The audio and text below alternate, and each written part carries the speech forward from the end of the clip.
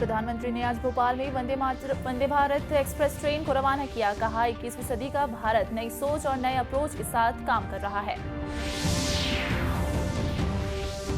छत्तीसगढ़ में आज से शुरू हुआ सामाजिक आर्थिक सर्वेक्षण कार्य। घर घर में होगा मोबाइल एप्लीकेशन के माध्यम से सर्वे।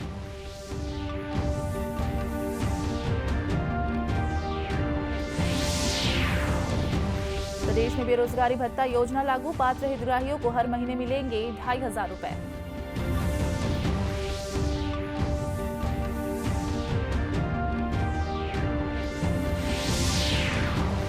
और केंद्र सरकार ने मनरेगा के श्रमिकों की मजदूरी आज से बढ़ाई। अब उन्हें रोजाना मिलेगी 221 रुपए मजदूरी।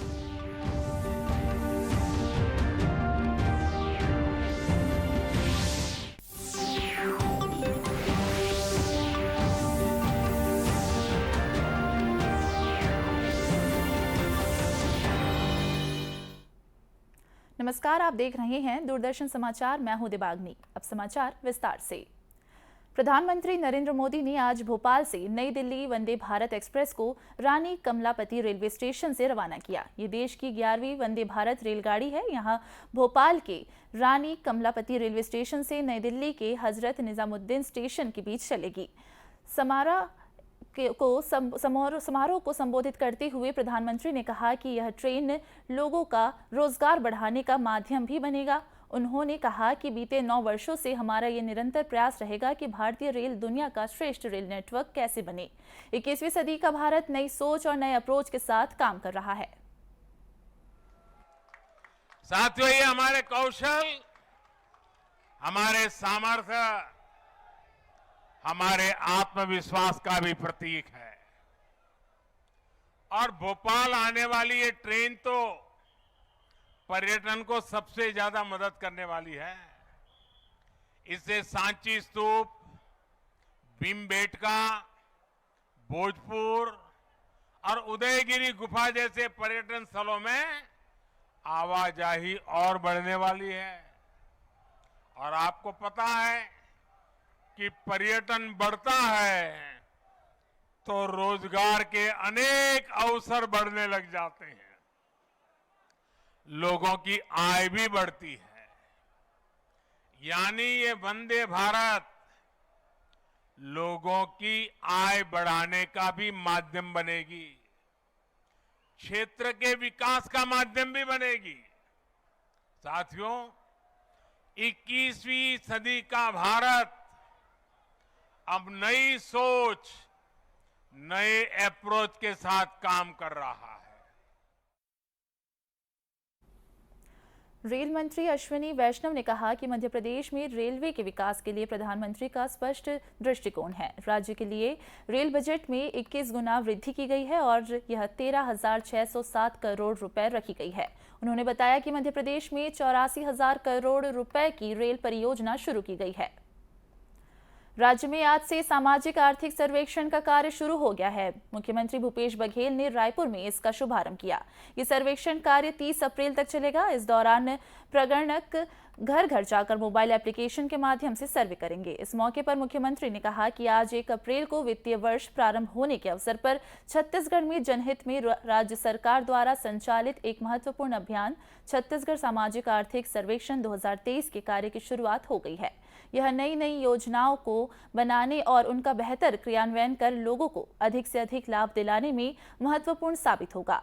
सर्वेक्षण से विभिन्न योजनाओं से वंचित हितग्राही भी अब नवीन सूची में शामिल हो पाएंगे। सामाजिक आर्थिक सर्वेक्षण 2023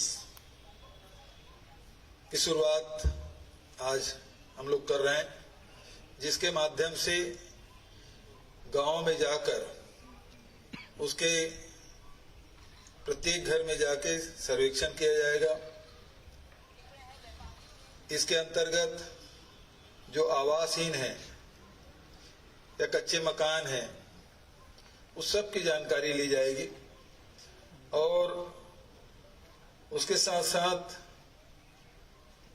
रसोई गैस का उपयोग कर रहा है कि नहीं कर रहा है, तीसरा शौचालय बने हैं कि नहीं बने, उसका उपयोग हो रहा है कि नहीं हो रहा है, इन सबका सर्वे हम लोग करेंगे ताकि आने वाले समय में उसकी योजना बनाई जा सके।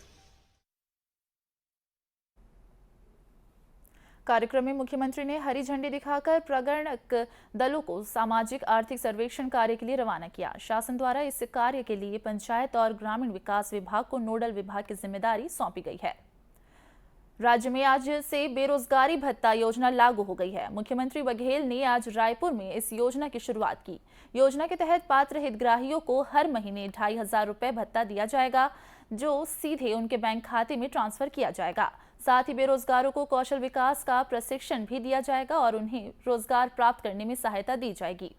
इस मौके पर मुख्यमंत्री भूपेश बघेल ने कहा कि शासन की इस योजना के तहत राज्य के 18 से 35 आयु वर्ग के बेरोजगारों को हर महीने 2500 रुपए भत्ता दिया जाएगा।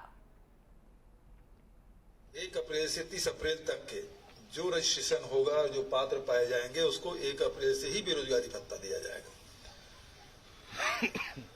दूसरा, उसमें जो शर्तें हैं उसके बारे में भी जानकारी दे दी गई है कि 18 साल से 35 साल की उम्र होना चाहिए, 12वीं पास होना चाहिए, 2.5 लाख से कम के आय हो, वार्षिक आय, और छत्तीसगढ़ का निवासी हो। इस मौके पर मुख्यमंत्री ने 4 युवाओं को बेरोजगारी भत्ता स्वीकृति आदेश भी प्रदान किया है। भत्ता का लाभ पाने वाले युवाओं ने इस योजना को लाभकारी बताया। उन्होंने कहा कि भत्ते की राशि से उन्हें आगे पढ़ने में काफी मदद मिलेगी। इतना है कि इक्विपमेंट या यूनिफॉर्म के लिए थोड़ा हेल्प हो जाएगा सर, पुस्तक के लिए या फिर फीस का होगा, उसके लिए हेल्प हो जाएगा। तो इसके लिए माननीय मुख्यमंत्री जी को बहुत बहुत धन्यवाद करता हूँ। मुख्यमंत्री जी को धन्यवाद देता हूँ क्योंकि बेरोजगार लोगों के लिए ये बेरोजगारी भत्ता योजना इन्होंने स्टार्ट किया है और इस योजना का लाभ निश्चित ही हम बेरोजगार लोग उठाएंगे इसका, क्योंकि इससे हमको काफ़ी लाभ होगा। क्योंकि आगे की जो पढ़ाई में जो दिक्कत आती थी, जो कॉपी पुस्तक जो भी अपन को लेना होता था, तो इसके लिए अपन इस बेरोजगारी भत्ता जो आया है उसका अपन इस्तेमाल करेंगे इसका, और निश्चित ही इसके ऊपर डिपेंड ही रहेंगे अपन, और इससे जल्दी अपन रोजगार की तरफ। गौरतलब है कि जिन आवेदकों को बेरोजगारी भत्ता स्वीकृत किया जाएगा, उन्हें 1 वर्ष के दौरान कौशल विकास प्रशिक्षण का ऑफर दिया जाएगा। प्रशिक्षण के बाद आवेदक को रोजगार प्राप्त करने में सहायता की जाएगी। यदि आवेदक प्रशिक्षण लेने से इनकार करते हैं या रोजगार स्वीकार नहीं करते हैं, तो उनका बेरोजगारी भत्ता बंद कर दिया जाएगा। पूर्व मुख्यमंत्री और भाजपा के राष्ट्रीय उपाध्यक्ष डॉक्टर रमन सिंह ने आरोप लगाया है कि राज्य की कांग्रेस सरकार ने बेरोजगारी भत्ते के नाम पर युवाओं के साथ मजाक किया है। उन्होंने आज पत्रकारों से चर्चा करते हुए कहा कि राज्य में 19 लाख पंजीकृत युवा बेरोजगार है। उन्होंने कहा कि बेरोजगारी भत्ता के लिए कठिन शर्तें लागू की गई है। इस साल के बजट में मुख्यमंत्री ने इस योजना के लिए सिर्फ 250 करोड़ रुपए का प्रावधान रखकर अपनी मंशा जाहिर कर दी है।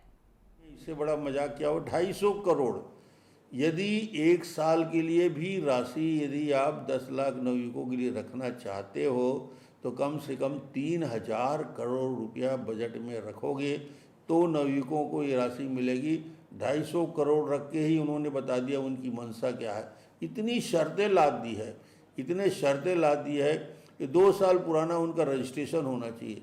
18 से 35 साल उम्र वाला तो ठीक है, रोजगार कार्यालय में 2 साल का पंजीयन होना, आय का कोई स्रोत ना हो, 2.5 लाख से कम आमदनी हो, प्रमाण पत्र के आय प्रमाण पत्र 1 साल के भीतर बना लेना चाहिए। और बेरोजगारी भत्ता में जिस प्रकार सरकार ने कहा है कि यदि कोई नौकरी मिल रही है और नौकरी से इनकार कर दिया तो वो भी अपात्र हो जाएगा। तो इतनी सारी अपात्र बनने की श्रेणी रखी है और ऐसे भी 250 करोड़ रख के उन्होंने अपनी मंशा जाहिर कर दी है। वहीं सार्वजनिक वितरण प्रणाली को लेकर डॉक्टर रमन सिंह ने कहा कि पीडीएस का यह घोटाला छत्तीसगढ़ के इतिहास का सबसे बड़ा घोटाला है। 600 करोड़ रुपए का चावल गायब है।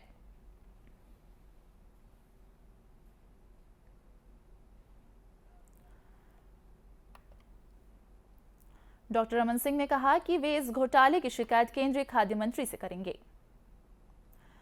महात्मा गांधी राष्ट्रीय ग्रामीण रोजगार गारंटी योजना के श्रमिकों की मजदूरी केंद्र सरकार ने आज से बढ़ा दी है। अब उन्हें रोजाना 221 रुपए मजदूरी मिलेगी। अकेले गरियाबंद जिले में इससे मजदूरों के खाते में 23 करोड़ रुपए अधिक जाएंगे। गरियाबंद जिले के आंधी गांव के मनरेगा मजदूरों ने इसे लेकर केंद्र सरकार और प्रधानमंत्री नरेंद्र मोदी का आभार व्यक्त किया है। आज हमन बहुत खुश हन कि मोदी जी मनरेगा कार्य में पैसा बढ़ाइस, तो आज हमन ला बहुत खुशी लगत है कि हमार गरीब मन बर इतना सोचते मोदी जी है। गरियाबंद की जिला पंचायत की मुख्य कार्यपालन अधिकारी रीता यादव ने बताया कि बढ़ी हुई मजदूरी की वजह से इस साल मजदूरों के खाते में 23 करोड़ रुपए अधिक जमा किए जाएंगे। इससे जिले में मनरेगा के तहत लक्ष्य से 14% अधिक लोगों को रोजगार दिया गया है। 100 डेज के हिसाब से अब वर्तमान में वो जो है 29,924 रुपये लाख हो जाएगा, तो लगभग हमारा 2301 रुपये लाख बढ़ेगा इस पे। गौरतलब है कि केंद्र सरकार ने मनरेगा के श्रमिकों की प्रतिदिन की मजदूरी में 17 रुपए की बढ़ोतरी की है। इसका लाभ छत्तीसगढ़ के मजदूरों को भी आज से मिलना शुरू हो गया है। प्रधानमंत्री आयुष्मान योजना का लाभ देश के हर नागरिक को मिल रहा है। योजना का लाभ लेने वाले राज्यों में छत्तीसगढ़ भी शामिल है। राज्य में गंभीर रोग में पीड़ित आम आदमी को मुफ्त में इलाज की सुविधा मिल रही है। दुर्ग और रायपुर जिले से देखिए इस योजना के लाभार्थियों की कहानी, उन्हीं की जुबानी। प्रधानमंत्री जन आरोग्य योजना या आयुष्मान भारत योजना के तहत परिवार के सभी लोगों को राष्ट्रीय स्वास्थ्य सहायता के तहत 5 लाख रुपए तक का स्वास्थ्य बीमा प्रदान किया जाता है। छत्तीसगढ़ राज्य के भिलाई में रहने वाले लोग इस योजना के फायदे को बताते नहीं थक रहे। लोगों का कहना है कि इस योजना के तहत हमें नई जिंदगी मिल रही है। लोगों को इस योजना का भरपूर लाभ मिल रहा है। आयुष्मान भारत योजना के लाभ की कहानी खुद लोगों की जुबानी सुनिए। हमारी स्थिति बहुत खराब थी उस वक्त, तो आयुष्मान कार्ड से क्या है ना, हॉस्पिटल में हमारा फ्री इलाज हुआ। और धन्यवाद देती हूँ मोदी जी का, जो उनकी वजह से हमारे पैसे नहीं लगे। हमारे को इतनी स्थिति नहीं थी कि हम पैसा लगा पाते। मेरा आयुष्मान कार्ड से अभी कुछ दिन से मैं काफ़ी दिनों से परेशान था। मेरे पैर में मेरा बचपन में एक्सीडेंट हुआ था ट्रक से, जिसके कारण से मैं लगातार 12-13 सालों से खुद ड्रेसिंग करता था और मेरा घाव ठीक नहीं हो पा रहा था। एक दिन मैं एडवाइस के लिए वहाँ जाके डॉक्टर साहब से बात किया, तो डॉक्टर साहब ने बोला कि जब ड्रेसिंग खोल के देखे तो उन्होंने कहा कि इसमें स्क्रीन ग्राफ्टिंग अगर करा लोगे तो तुम्हारे घाव का लिए अच्छा हो जाएगा। तो इस स्थिति में जब मैंने जानकारी ली तो पैसे की बात की, तो उन्होंने पैसा बोले रहने दो, आयुष्मान से आपके यहाँ पे यहाँ है करके, तो आयुष्मान से मेरा इलाज हुआ हूँ। आयुष्मान योजना के तहत छत्तीसगढ़ राज्य का हर जिला लाभ ले रहा है, लेकिन लाभ लेने का औसत निकाला जाए तो नक्सली क्षेत्र बीजापुर में 58.1% है, तो वहीं बस्तर में 57%।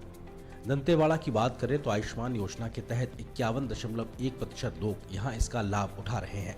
वहीं छत्तीसगढ़ के अन्य जिलों की बात करें तो इन जिलों में आयुष्मान योजना के तहत जो लोग लाभ ले रहे हैं उनका औसत लगभग 80% है। इस योजना के तहत लाभ लेने वाले लोग अपनी बात बताते हुए भावुक भी हो जाते हैं। और 2-3 साल से परेशान रहे हो, तो इधर उधर बहुत लेगिस मैडम मन है।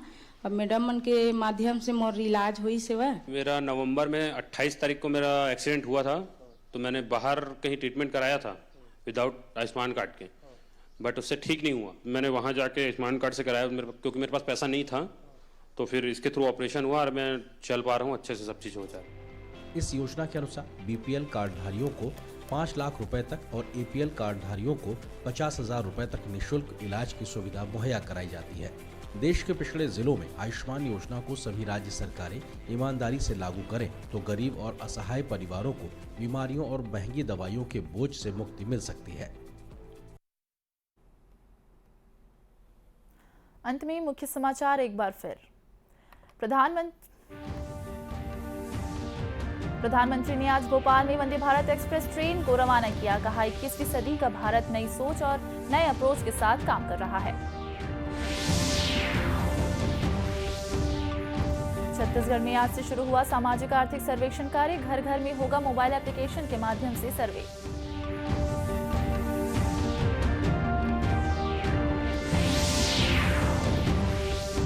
प्रदेश में बेरोजगारी भत्ता योजना लागू। पात्र हितग्राहियों को हर महीने मिलेगी 2,500 रुपए।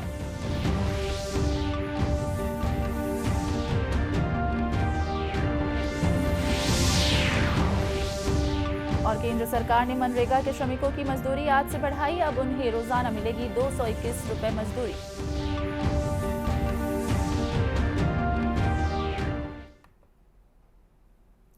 इसी के साथ ये समाचार बुलेटिन समाप्त हुआ। नमस्कार।